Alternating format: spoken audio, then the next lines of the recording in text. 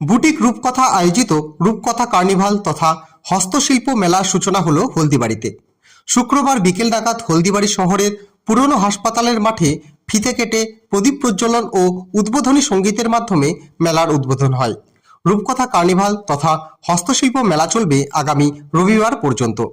প্রতিদিন দুপুর 1টা থেকে রাত 10টা অবধি মেলার পাশাপাশি থাকছে নানান সাংস্কৃতিক কর্মসূচি। বিভিন্ন প্রান্ত থেকে থাকছে 29টি স্টল।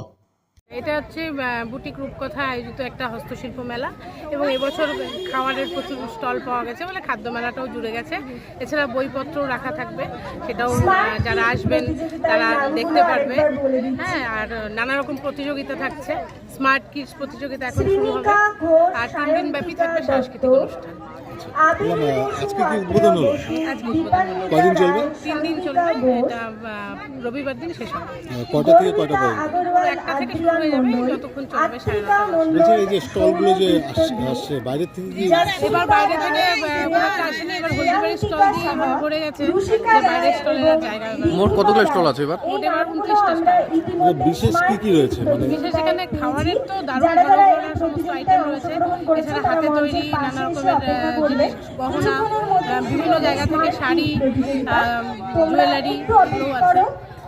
আরো ভালো ভালো অনুষ্ঠানের মধ্যে কি রয়েছে? অনুষ্ঠানের মধ্যে হলদিবাড়ির যে সমস্ত স্কুলগুলো আছে নাচের এবং যারা গায়ক আছেন হলদিবাড়ির এবং বাইরেরও, তাদের গানের অনুষ্ঠান, নাচের অনুষ্ঠান থাকছে। মোটামুটি হলদিবাড়ির যে সমস্ত গুণী শিল্পীরা এখন প্রতিষ্ঠিত এবং স্বমহিমায় বিরাজ করছে, তারা প্রত্যেকেই অংশগ্রহণ করেছে।